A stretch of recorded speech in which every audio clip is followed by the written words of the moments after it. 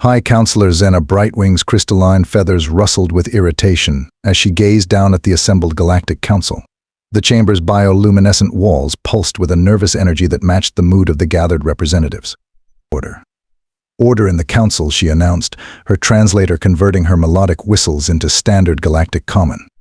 We are here to discuss the most pressing matter facing our civilizations, the human containment protocols. The gathered representatives, each from a different corner of the galaxy, shifted uncomfortably in their environment-controlled pods. Ambassador Crix, a methane-breathing Volari, released a cloud of anxious gases that his pod quickly filtered. With all due respect, High Counselor Crix's mechanical voice echoed through the chamber. The humans have shown nothing but cooperation since their discovery. Their medical advances alone have revolutionized our understanding of cellular regeneration. Trade Minister Pax Bluescape, a towering aquatic being, raised all four of her hands. Perhaps that's exactly what they want us to think. These, Deathworlders, evolved on a planet that would kill 90% of Council species within minutes. Their bodies can repair bones. They consume chemicals that would melt our digestive systems, and they call it spicy food. Nervous laughter rippled through the chamber. Minister Bluescape raises valid concerns. Ambassador Ril Shi chimed in, her holographic form flickering slightly. The humans claim to be peaceful, yet their historical records show countless wars. They literally invented something called bulletproof glass because they shot at each other so much. High Counselor Brightwing raised her wing for silence. Let us not forget the incident last solar cycle. A human lifted an entire maintenance bot with their appendages, just to, and I quote, help it get unstuck. Collective gasps filled the chamber. The containment protocols must stay in place, Security Chief Nova Thunder declared, his bioluminescent patches flashing with conviction. We've restricted their ships to Type 2 engines, limited their colony expansion, and maintained strict oversight of their technological development. It's for everyone's safety. Ambassador Crix's pod vibrated with disagreement. But they've never protested. They follow every regulation, attend every diplomatic function, and even adjusted their music frequencies so they wouldn't accidentally shatter our crystalline members. Exactly, Trade Minister Bluescape burbled ominously. No species should be that accommodating. It's unnatural. High Counselor Brightwing was about to respond when her neural interface pinged with an urgent message. Her feathers paled to a sickly white as she processed the information. Council. We have just received word that the human medical transport Hope's Light has been attacked by pirates in the Nexus sector. The chamber erupted in chaos. Silence, she screeched, her translator struggling to maintain composure. The human ship was carrying emergency medical supplies to the Rigel colony and their new bacterial infection cure. Security Chief Thunder's bioluminescence dimmed noticeably. The pirates wouldn't dare. They did, Brightwing whispered. And the humans? The humans are requesting an emergency session to discuss their response options. The council chamber fell into a terrified silence. They all knew the humans had been nice so far, but none of them wanted to discover what would happen when nice humans decided to stop being nice. Ambassador Crix quietly vented more anxious gases. Perhaps we should have worried less about containing them and more about containing everyone else. The High Counselor's feathers drooped. Somehow, she had a feeling they were about to find out exactly what a Deathworlder could do when pushed too far. Captain Jack Stone of the medical transport Hope's Light sat in his command chair, watching the pirate vessels surround his ship. His calm demeanor made his alien crew more nervous than the pirates. Captain Communications Officer Luna Chen called out, her fingers dancing across the holographic interface. They're demanding we surrender the medical supplies. They say they'll sell them back to the Rigel colony at a reasonable markup. Jack took a sip from his coffee mug, labeled contains human fuel, do not drink, and smiled. The kind of smile that made First Officer Crix's protective scales ripple with instinctive fear. Send them this message, Luna. Word for word, he cleared his throat. Dear enterprising entrepreneurs, this is your first and final warning. We have sick people waiting for these supplies. Leave now, or I'll be forced to stop drinking my coffee and actually do something about this situation. The bridge fell silent. Even the ship's ambient hum seemed to pause. They're responding, Sir Luna announced. They're laughing. The lead ship's captain says, and I quote, what's a Deathworlder going to do? Your ship's engines are regulated. Your weapons are sealed. You're outnumbered 6-1. Wonderful, Jack sighed, placing his coffee mug in its holder. Kreese. Remember how you asked why humans always insist on manual override systems? Crix's translator crackled. Why, yes, Captain. You're about to find out. Luna, send a priority message to the Council. Tell them pirates are attempting to steal medicine from sick children. Add a sad face emoji. That'll really get them worked up. Jack stood up, stretching lazily.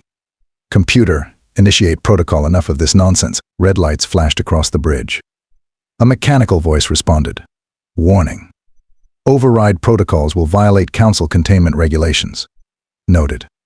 Continue. Engineering Officer Sarah Rodriguez's voice crackled over the comms. Engine restrictions bypassed, Captain. Those Type 2 engines they installed? Turns out they fit Type 4 power cores real nice once you remove those pesky limiters. The pirate ships suddenly backed away as their sensors detected the surge in power. Oh, and those sealed weapons. Jack grinned as panels slid open across the Hope's Light's hull, revealing an impressive array of point defense systems. Let's just say human engineers get really bored during long medical supply runs. Luna's console lit up with frantic communications. Sir, the pirates are demanding to know how we hid all this from Council inspectors. We didn't hide anything, Jack shrugged, retrieving his coffee mug. We just smiled and asked them politely not to look too closely. It's amazing what you can achieve with good manners and a friendly attitude. The pirate ships began to scatter, their engines straining at maximum power. But the Hope's Light, now unrestricted, moved with impossible speed, herding them like sheep. Captain Creeks whispered, this violation of Council protocols. The penalties are far less severe than letting innocent people die from lack of medicine, Jack finished. Now, watch closely. Here's another fun human trick. He opened a channel to the pirate fleet. Attention. Since you're so interested in medical supplies, how about a practical demonstration? We have these wonderful devices called tractor beams. Very useful in medicine and other things. Beams of energy shot out from the Hope's Light, grabbing each pirate ship in an unbreakable hold. Did you know, Jack continued conversationally, that humans have this thing called adrenaline? It's fascinating. Helps us lift vehicles off trapped people, outrun predators, and he paused for effect, manually operate tractor beams at 3 times their rated capacity. The pirate ships groaned as the enhanced tractor beams pulled them into a neat formation. Luna, please inform the Council that we've apprehended some pirates. Also, tell them we'll be slightly delayed delivering these medical supplies. Add another sad face emoji, as the crew stared in amazement. Jack Stone picked up his coffee mug and took another sip. You know what the really funny part is? We actually did tell them everything during inspection. We just did it during their lunch break. Not our fault, they were too busy eating to pay attention. Kreex watched as his human captain casually coordinated the capture of 6 pirate ships while drinking coffee, and finally understood why the Council was so worried about humans. They weren't scary because they were strong. They were scary because they were strong and had been choosing to be nice. The emergency council session was not going well. Human Ambassador Rebecca Chen watched the proceedings with growing frustration, her perfectly maintained diplomatic smile never wavering. Around her, the council members argued, their various appendages, tentacles, and energy fields expressing agitation in a dozen different ways. The humans have violated every containment protocol. Security Chief Nova Thunder boomed. Hidden weapons, unauthorized engine modifications. They must face sanctions. Rebecca raised her hand, waiting patiently to be recognized. The sight of her calm demeanor only agitated the council members further. The Honorable Human Ambassador has the floor, High Counselor Brightwing announced, her feathers twitching nervously. Thank you. High Counselor Rebecca's voice carried clearly through the chamber. Let's review the facts. Pirates attacked a medical transport. Said transport was carrying supplies to treat a bacterial infection. According to Article 7 of the Galactic Charter, interference with medical aid is a Class 1 violation. But your response, Trade Minister Bluescape burbled anxiously. The sheer magnitude was completely proportional. Rebecca interrupted smoothly. No casualties, no permanent damage, just 6 pirate ships now safely in custody. Would you prefer we had let them steal medicine from sick children? The chamber erupted in overlapping arguments. Rebecca noticed Ambassador Crix's pod vibrating with what she recognized as suppressed laughter. The real issue, Security Chief Thunder pressed, is the deliberate deception. You hid military capabilities. Rebecca's smile grew slightly wider. Several council members instinctively leaned away from her. Chief Thunder, we documented every modification in our ship's logs. We filed them with your office. All 27 copies. In triplicate. Did you not receive them? Thunder's bioluminescent patches flickered in embarrassment. Well, yes, but they were filed under maintenance updates, which is exactly where they belonged. After all, maintaining our ship's ability to protect medical supplies is very important to us. High Counselor Brightwing interrupted before Thunder could respond. Ambassador Chen, surely you understand our concerns. Your species, your capabilities, are exactly what we've always said they were. Rebecca finished. We've never hidden what we can do. We've simply chosen not to do it. Until now. The chamber fell silent. But that's the problem, Minister Bluescape whispered. You're too reasonable about everything. Even now you're just sitting there, smiling. Would you prefer I throw things and shout? I can arrange that if it would make you more comfortable. Rebecca's smile never faltered. But several council members scooted their pods backward anyway. The council demands immediate compliance with containment protocols, Thunder declared. All human vessels must report for immediate inspection and refit. Rebecca stood slowly, smoothing her jacket. I need to be very clear about something. We've respected your protocols out of courtesy, not necessity. We've attended your meetings, filed your paperwork, and smiled at your inspectors because we believed in peaceful cooperation. She placed both hands on the podium, leaning forward slightly. But let me share a human saying with you: don't mistake kindness for weakness. Is that a threat? Ambassador Thunder's bioluminescence pulsed with alarm. Not at all. Just a friendly warning from someone who genuinely likes most of you and would hate to see this situation escalate. She checked her datapad. Now, if you'll excuse me, I have 17 more meetings today where I have to explain, very politely, why humans might stop being quite so accommodating if pirates keep stealing medicine from children. As Rebecca turned to leave, Ambassador Crix's voice rang out. What if we can't guarantee the safety of medical transports? She paused at the door. Then we'll have to guarantee it ourselves. And trust me, you really won't like our version of containment protocols. The council chamber remained silent long after she left. Finally, High Counselor Brightwing spoke. Did she just threaten the entire council while maintaining perfect diplomatic etiquette? And filed the proper forms for it? I'm sure, Crix added, still vibrating with amusement. Perhaps Minister Bluescape suggested carefully. We should focus less on containing the humans and more on not giving them reasons to stop being nice. But Security Chief Thunder was already drafting new containment measures. After all, how dangerous could these humans really be? He was about to find out. The Council's enforcement fleet surrounded the Hope's Light, their weapons charged. Security Chief Thunder's voice boomed across all frequencies. This is your final warning. Power down your systems and prepare for containment procedures. Inside the Hope's Light, Captain Jack Stone finished his 9th cup of coffee. The empty mug made a gentle clink as he set it down. You know what I really don't understand? Crix, he mused to his first officer. We've been telling them for years that our ships run on redundant systems. We even put it in the safety manuals, the ones with the cute cartoon illustrations Luna asked from her station. Exactly. Page 47. Right under the smiling reactor core, Jack stretched, cracking his neck. Remember how they laughed at our obsession with backup systems? Through the view screen, more enforcement vessels dropped out of faster-than-light travel, bringing the total to 30 ships.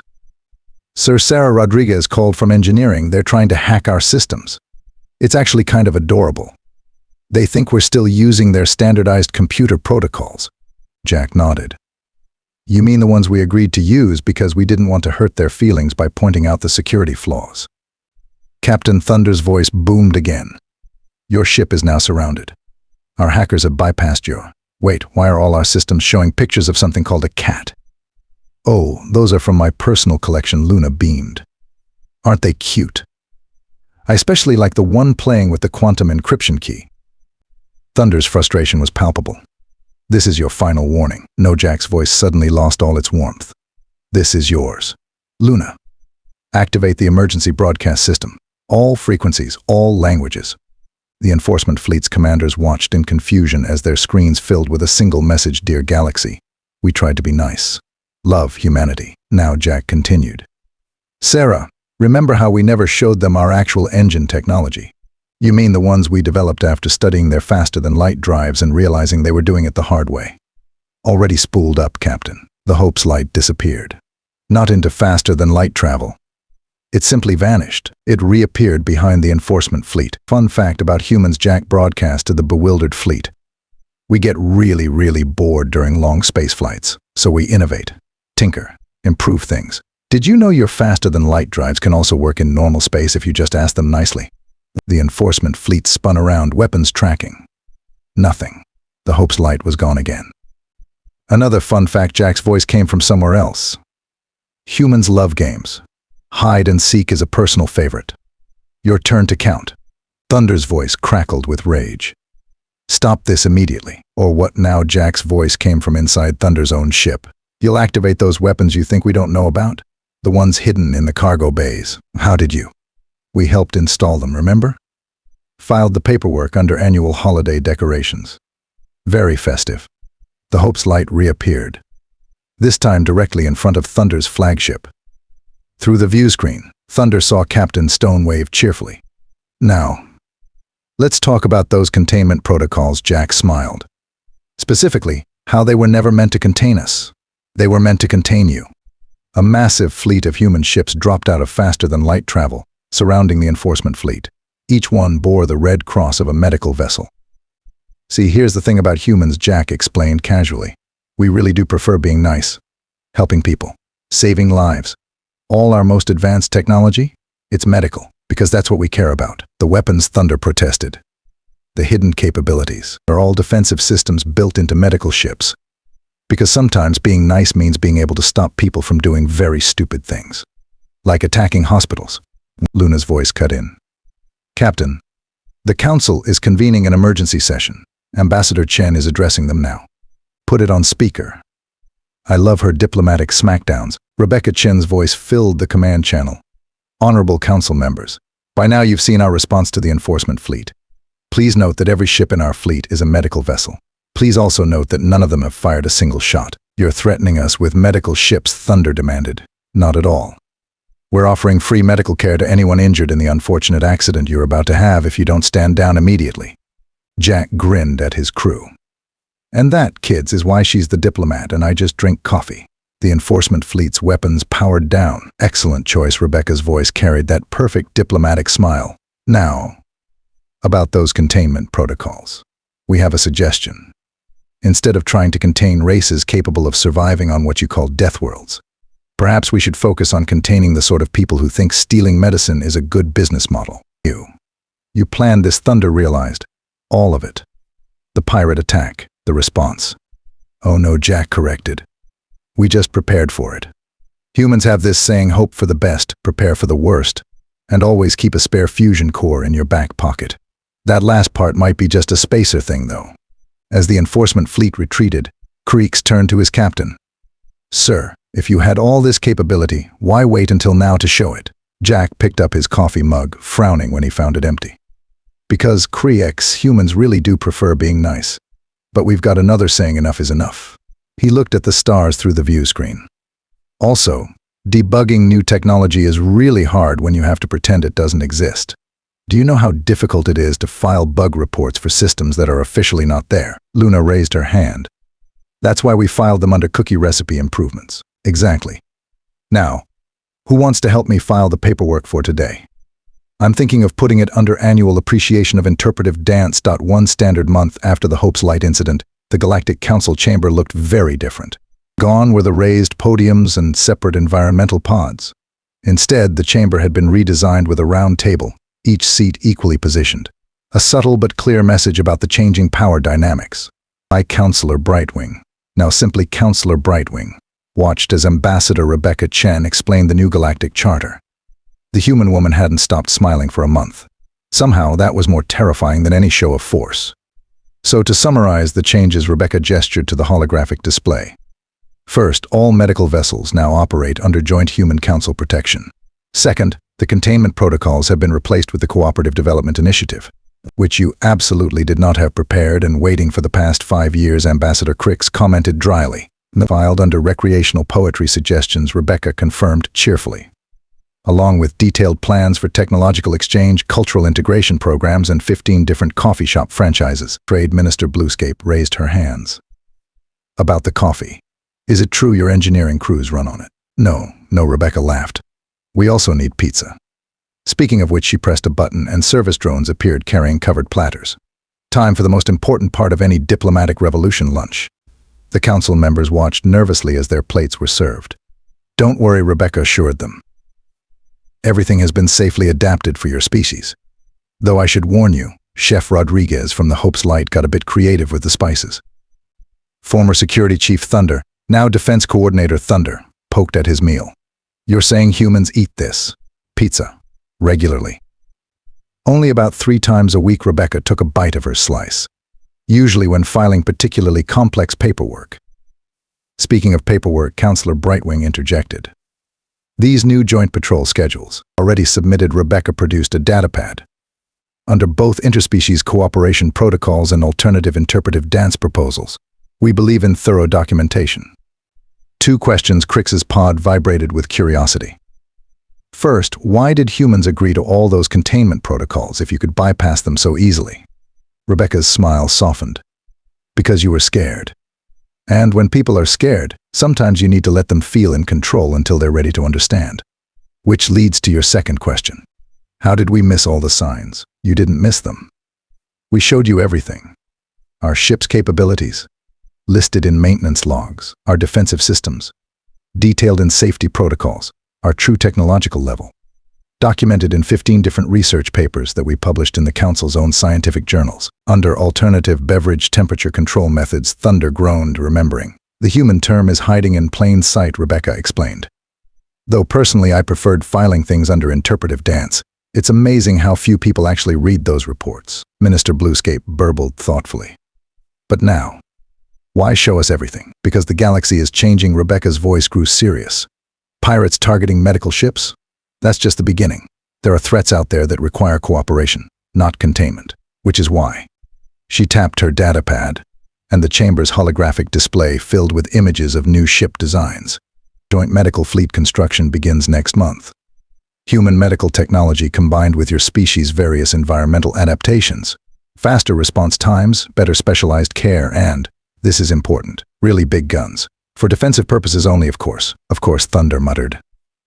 Plus, Rebecca continued brightly, cross-species cultural exchange programs, starting with human cooking classes. Non-lethal recipes only, we promise. Counselor Brightwing's feathers ruffled with surprise. You're sharing your food technology, and medical technology, and defensive systems, and coffee. Especially coffee, though that last one comes with warning labels.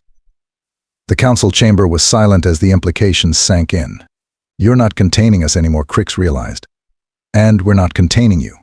This is partnership, Rebecca finished. Because humans don't just survive on Deathworld's, Counselor. We learn from them. And the biggest lesson? The strongest creatures aren't the ones who fight alone. She stood, raising her glass. To the new Galactic Council, where we stop trying to contain each other and start protecting each other instead. Even the pirates, Thunder asked skeptically. Oh no, Rebecca's smile turned predatory. They get to experience humanity's other great skill, elaborate filing systems. Currently, they're categorized under aggressive retirement planning.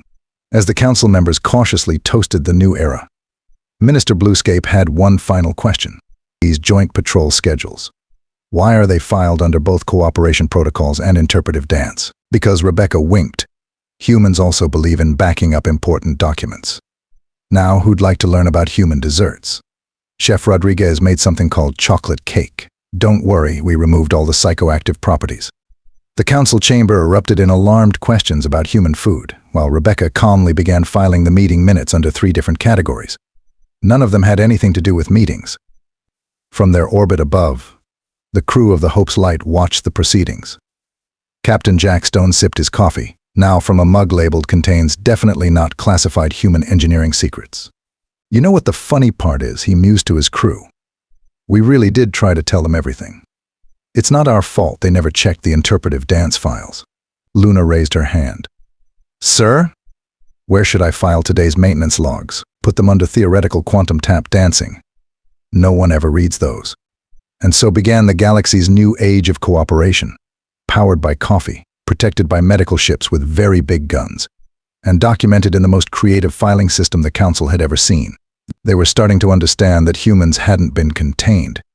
They'd been containing themselves, and now that they'd stopped, the galaxy would never be the same. Though the filing system somehow got even more creative. Years later, young beings across the galaxy would gather around their educational pods to learn about what became known as the Polite Revolution. Though some called it the Coffee Rebellion. Or, as humans insisted on filing it, the The Great Interpretive Dance Misunderstanding of 2749. At the Galactic Academy, Professor Crix Jr. began his most popular lecture the same way every cycle. Can anyone tell me, he asked his multi-species class, why every medical ship in the galaxy has both a coffee maker and a filing system? A young bright-winged student raised her wing. Because of the Hope's Light Protocol. Correct. Though if you check the official records, it's actually listed under beverage-based diplomatic initiatives. Crix Jr.'s pod vibrated with amusement. And can anyone tell me why the galaxy's most advanced weapon systems are all installed on medical ships? Because humans believe the best defense is a good medical plan, chirped a Valari student. Also, according to the files under recreational tap dancing theory, it saves on paperwork. Throughout the galaxy, things had changed in subtle but significant ways. Pirates now faced something worse than prison. They had to file reports, in triplicate, under the human system. Coffee had become the galaxy's most popular diplomatic tool, second only to the human art of creative document classification. Some said the entire Rigel sector was governed through strategically misfiled maintenance requests.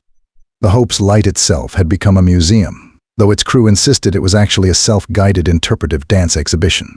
Captain Stone's coffee mug sat in a place of honor, still bearing traces of what scientific analysis proved to be perfectly ordinary coffee, probably. But perhaps the most lasting change was in how the galaxy viewed humans.